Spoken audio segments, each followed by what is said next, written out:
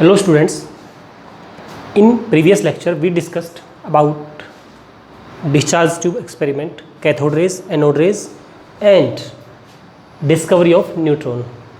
I mean हमने fundamental particles electron, proton और neutron की डिस्कवरी के बारे में प्रीवियस लेक्चर में स्टडी कर लिया था। अभी हम लेक्चर को आगे बढ़ाते हैं। आज के लेक्चर में we shall discuss about some models of atom. So I am starting here with Thomson's model of atom. Thomson's model of atom.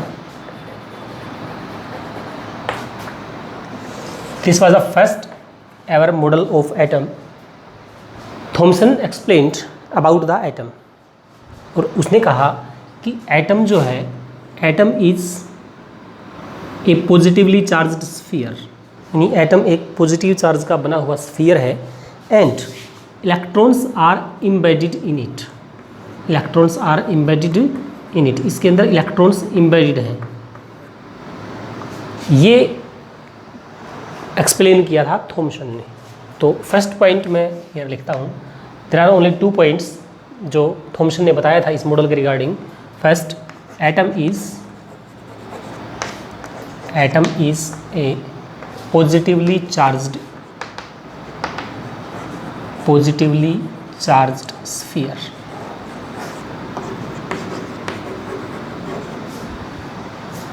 And electrons are embedded in it। यानी जो एटम है वो एक स्फीयर है and the whole sphere, entire sphere is made up of positive charge और उसके अंदर electron है। और इसने कंपेयर करके बताया कि एटम दिखता कैसे है। Atom is just like watermelon, यानी ये वाटरमेलन की तरह दिखता है। जैसे आपने वाटरमेलन देखा हुआ, तरबूज बोलते हैं जिसको।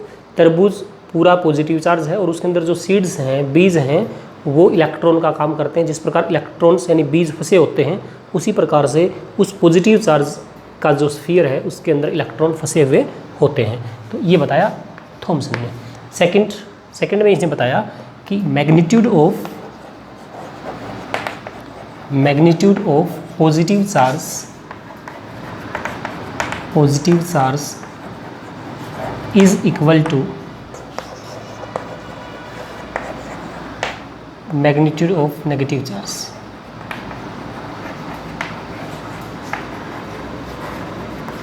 यानी जो नेगेटिव चार्ज है और पॉजिटिव चार्ज है उसका मैग्नीट्यूड क्या है, बराबर है। Making it the entire atom electrically neutral. That is atom is electrically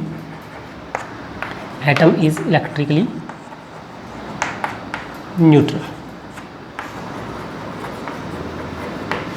यानी इसके अंदर जितना पॉजिटिव चार्ज है एटम के अंदर उतना ही नेगेटिव चार्ज है। दोनों की मैग्नीट्यूड क्या है, बराबर है। और जब प्लस माइनस बराबर होते हैं तो क्या हो जाती है, कोई भी चीज़ न्यूट्रल हो जाती है। तो यहाँ पे जो एटम है उसके अंदर पॉजिटिव चार्ज और नेगेटिव चार्ज की मैग्नीट्यूड है that's equal and hence it's neutral.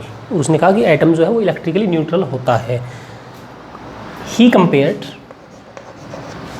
Thompson ने इस मॉडल को कंपेयर किया। He compared the atom with watermelon, इसलिए इस मॉडल का नाम वाटरमेलन मॉडल भी कहा जाता है। वाटरमेलन मॉडल, या we can call it plum pudding model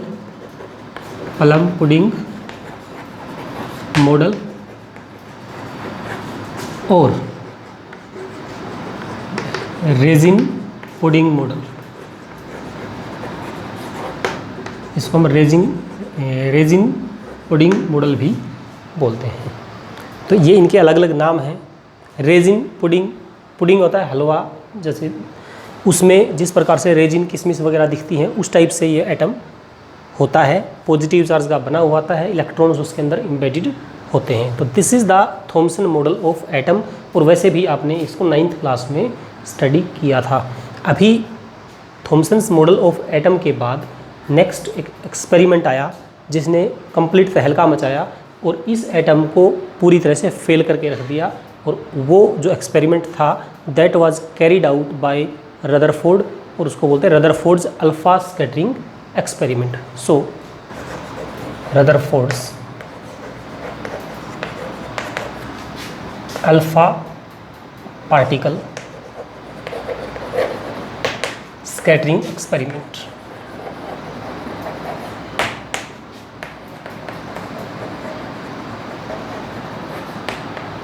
Rutherford का अल्फा पार्टिकल स्कैटरिंग एक्सपेरिमेंट हम स्टडी करते हैं अभी। रदरफोर्ड ने एक एक्सपेरिमेंट कैरी आउट किया और उसने क्या किया, यहाँ पे एक लेड कैविटी ली। He took a lead cavity, it's a lead cavity, और उसके अंदर he put a source of alpha rays, यानी उसने एक ऐसा सोर्स रखा which can produce alpha rays like radium, you can write here source of alpha rays। उसने alpha rays का एक सोर्स रखा, फिर उसने यहाँ पे एक स्लिट लगाई। He put a slit over here. Slit क्या होता है, बिल्कुल पिन होल होता है, यहाँ पे बिल्कुल बारीक सा छेद होता है एक, जिसमें से यहाँ से रे निकलती है। जैसे मान लिया रे निकली यहाँ पे, और एक फाइन रेज यहाँ से निकले, जो ज़्यादा रेज निकल रही है उसको ब्लो करने के लिए। तो यहाँ पे he put a slit, this is slit, and ये जो अल्फा रेज निकल रही हैं, दीज आर अल्फा रेज। ये जो अल्फा रेज निकल रही हैं, these alpha rays were bombarded on gold foil, thin gold foil. तो यहाँ पे एक थिन गोल्ड फॉयल मैं रख लेता हूँ, here is thin gold foil, और इस थिन गोल्ड फॉयल के ऊपर किसने रदरफोर्ड ने अल्फा पार्टिकल्स की बोम्बार्डमेंट की, और यहाँ पे उसने रख दिया कुछ इस टाइप से। यहाँ पे आप इसको थोड़ा सा ऐसे भी दिखा सकते हो, लाइक 3D टाइप में, इस टाइप से, लाइक ऐसे इस टाइप से। तो ये क्या है आपका, ये एक स्क्रीन है, और यहाँ पे लेयर है जिंक सल्फाइड की। Here is zinc sulphide layer, ZnS का काम क्या है, जब भी यहाँ अल्फा पार्टिकल टकराएंगे तो टकराते ही देयर विल बी फ्लोरोसेंट, चमक स्पार्कलिंग प्रोड्यूस होगी। तो अभी दोबारा से फिर देखते हैं। Here is a lead cavity, एक कैविटी है मेड अप ऑफ लेड, इसमें उसने पुट किया रेडियम को which is a source of alpha rays, और यहाँ से जो अल्फा रेज निकल रही हैं that were made to pass through a slit, and after passing the slit the alpha rays are bombarding on a thin gold foil. This is what? This is thin gold foil. Thin gold foil. Thin gold foil के ऊपर उसने bombardment की। अभी thin gold foil को ही क्यों लिया उसने, because जो थिन गोल्ड फॉयल है उसकी मेलिएबिलिटी बहुत ज़्यादा होती है, and gold is highly malleable, उसको it can be beaten into thin sheets. Malleability का मतलब होता है एक पर्टिकुलर मेटल की characteristic by which it can be beaten into thin sheets. तो इससे थिन शीट बना सकते हैं, बिल्कुल फाइन, बिल्कुल बारीक, बिल्कुल पतली गोल्ड फॉयल हम प्रोड्यूस कर सकते हैं, और एटम्स का साइज़ भी ऑफ कोर्स बड़ा होता है। तो ये रीज़न रहे जिसने थिन गोल्ड फॉयल लेने के लिए मजबूर किया रदरफोर्ड को। Okay, so here is thin gold foil. तो यहाँ से जब उसने अल्फा रेज डाली इसके ऊपर, तो उसने एक बहुत ही मिरेकल देखा, अजीबोगरीब सिचुएशन देखी, और उसने देखा कि कुछ अल्फा रेज जो है वो पास हो गई इसमें से, यहाँ स्पार्कलिंग जैसे, यहाँ स्पार्कलिंग, यहाँ गिरी जैसे, यहाँ इस टाइप से, यानी some of the alpha rays, some of the मतलब maximum alpha rays you can say, लगभग 99% alpha rays pass through the gold foil and deviated. Alpha rays को बम्बार्ड किया थिन गोल्ड फॉयल के ऊपर, और उसने देखा कि मोस्ट ऑफ द अल्फा रे पास through the gold foil and deviated, यानी अनडेविएटेड, बिना मुड़े मैक्सिमम यानी 99% अल्फा रेज पास हो गई। तो उसने क्या ऑब्जर्व किया, मैं I am writing here observations.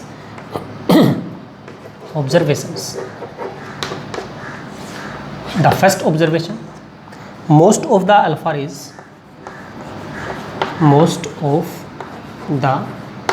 alpha rays pass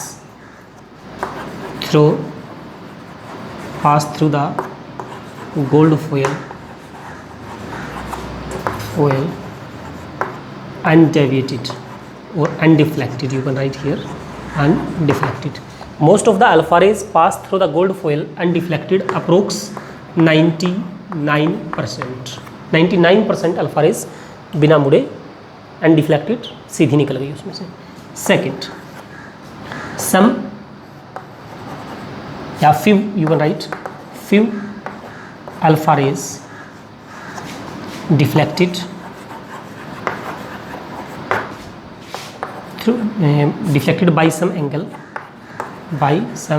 angle, यानी कुछ जो थी वो डिफ्लेक्ट हो गई, टकरा के डिफ्लेक्ट हो गई वापस। थर्ड, वेरी फ्यू, लगभग 1 out of 20,000, यानी 20,000 में से लगभग कोई एक आध। Very few alpha rays rebound, ये रीबाउंड का मतलब क्या होता है? अल्फा रेज जा रही हैं और बिल्कुल उसी रास्ते से वापस आ गई, तो रीबाउंड का मतलब गई, टकराई और वापस उसी रास्ते से, तो उसको हम क्या बोलते हैं? रीबाउंड, लाइक दैट, ये रीबाउंड हो गई। तो वेरी फ्यू, लगभग 1 out of 20,000 रीबाउंड। तो ये ऑब्जर्व किया उसने कि most of the alpha rays pass through the gold foil undeflected, few alpha rays deflected by small angle, some angle, यानी कोई भी एंगल रहा होगा, और very few by 180 degree angle, यानी ये 180 का एंगल है। तो ये उसने इस एक्सपेरिमेंट में ऑब्जर्व किया। अभी उसने ये ऑब्जर्व किया तो उसने दिमाग लगाया, कंक्लूड किया उसने, तो उसने क्या कंक्लूजन लगाया होगा? उसने देखा कि भी most of the alpha rays are passing through the gold foil undeflected. It means gold foil के जो एटम्स हैं उनके बीच में स्पेस जो है वो काफ़ी हद तक वेकेंट है, there is enough vacant space in the atom, ये ऑब्जर्व किया होगा। उसके बाद उसने देखा भी कुछ डिफ्लेक्ट हो रही हैं, इसका मतलब डिफ्लेक्ट क्यों हो रही हैं? बिकॉज अल्फा रेज के ऊपर कौन सा चार्ज होता है? अल्फा रेज के ऊपर पॉजिटिव चार्ज होता है। और उसने दिमाग लगाया, उसने कंक्लूड किया रदरफोर्ड ने कि भी पॉजिटिव चार्ज की रेज आ रही हैं और उसके बाद डिफ्लेक्ट हो रही हैं, इसका मतलब there is something positive in the centre of the atom, यानी एटम के सेंटर में कुछ पॉजिटिवली चार्ज चीज़ है जिसकी वजह से डिफ्लेक्शन हो रहा है। और क्योंकि बहुत ही कम डिफ्लेक्शन हो रहा है, या यूँ कहें कि रीबाउंड जो है वो बहुत कम हो रहा है, इसका मतलब पूरे एटम के अंदर जो पॉजिटिव चार्ज है वो concentrated in a small region, यानी बहुत ही कम जगह पे वो पॉजिटिव चार्ज रखा हुआ है, और उसी पॉजिटिव चार्ज को रदरफोर्ड ने नाम दिया न्यूक्लियस। तो इसको हम डिस्कवरी ऑफ न्यूक्लियस भी एक तरह से बोल सकते हैं, डिस्कवरी ऑफ न्यूक्लियस। तो ऑब्जर्वेशन के बाद I am moving toward conclusion. So conclusion,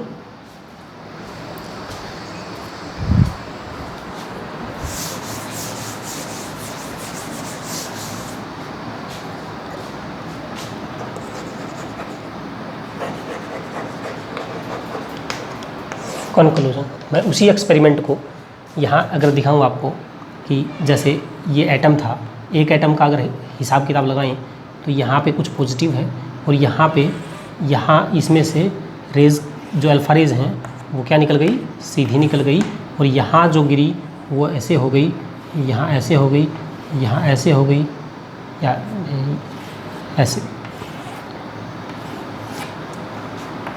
इस टाइप से, मतलब ऐसा कुछ सीन बना यहाँ पे। तो कंक्लूजन में first, as most of the alpha rays pass through the gold foil undeflected, hence there is enough vacant space in the atom। यानी पहला कंक्लूजन उसका क्या था कि एटम के अंदर most of the space is vacant. Second,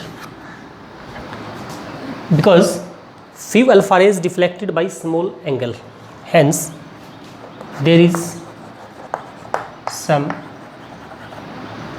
positive charge in the middle या in the center, यानी सेंटर में कुछ पॉजिटिव चार्ज है और बहुत ही कम रीबाउंड हुई। इसका मतलब क्या है इसका मतलब उसने कंक्लूजन लगाया कि एंटायर मास या entire positive charge is concentrated in small region. एक स्मॉल रीजन में एंटायर पॉजिटिव चार्ज क्या है, कंसंट्रेटेड है। तो these are the conclusions made by Rutherford. अभी ऑब्जर्व किया, एक्सपेरिमेंट कंप्लीट हो गया, कंक्लूजन भी लगा लिया, उसके बाद उसने मॉडल की एक तस्वीर पेश की। भाई मॉडल कुछ इस टाइप से दिखता है या कुछ इस प्रकार से होगा, तो that will be called Rutherford's model of atom. Sir next topic guys is Rutherford's model of atom.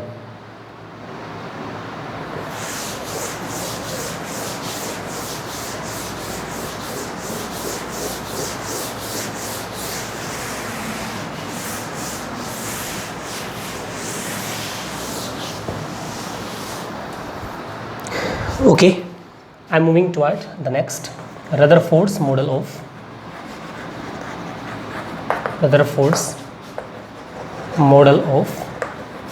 atom।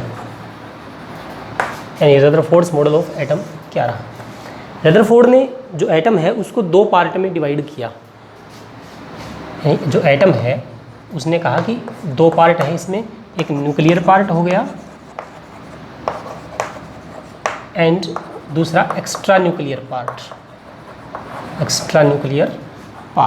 यानी एक न्यूक्लियर पार्ट और एक एक्स्ट्रा न्यूक्लियर पार्ट। यानी रदरफोर्ड ने कहा कि जो एटम है, मान लीजिए सपोज हियर इज एटम, इस एटम के अंदर यहाँ पे क्या है, न्यूक्लियस है, और ये जो न्यूक्लियस है इसका साइज बहुत ही छोटा है। यानी as compare to the size of atom, the size of nucleus is very small. तो फर्स्ट पॉइंट जो मॉडल का है वो मैं लिख रहा हूँ, इन द सेंटर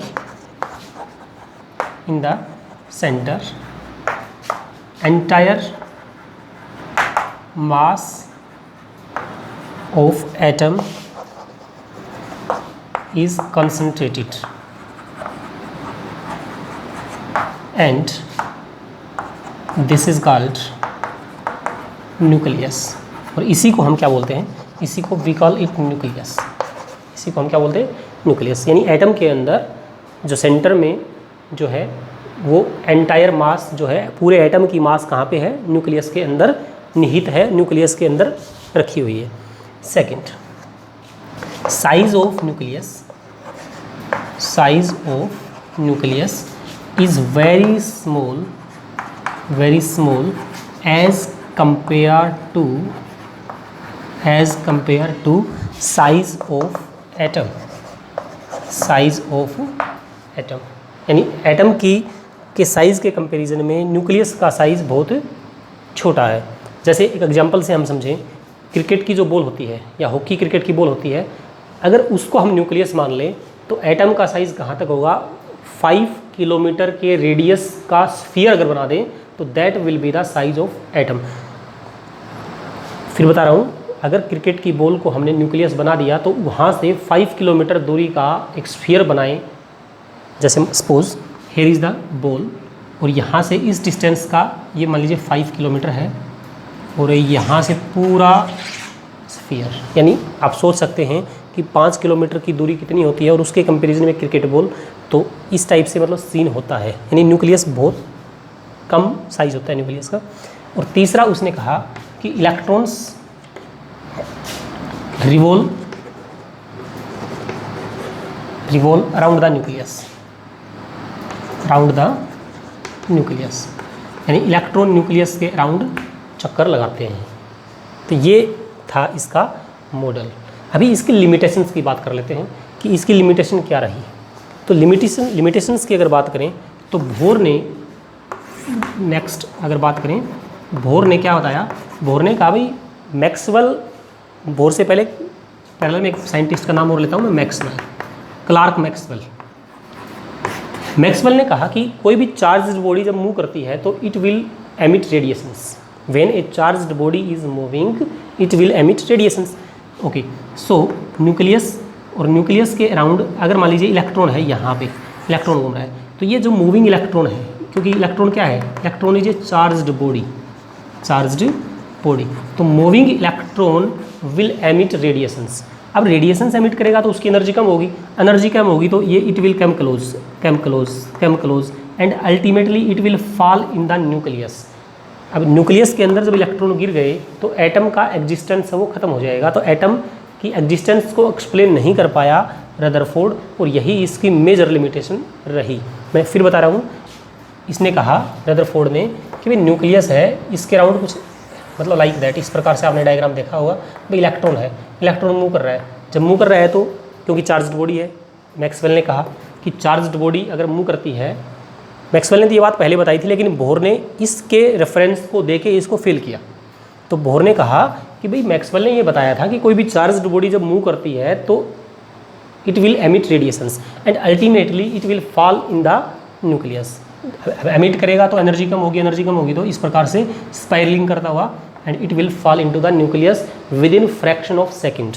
ऐसा कैलकुलेशन से आया कि 10⁻⁻8 सेकंड के अंदर तो इलेक्ट्रॉन्स जो है न्यूक्लियस के अंदर गिर चुके होंगे। यानी it was unable to explain, या Rutherford he was unable to explain the stability of atom. तो ये एटम की स्टेबिलिटी को एक्सप्लेन नहीं कर पाया। तो आज के लिए गाइस इतना ही। In the next video we shall discuss our next topic of structure of atom.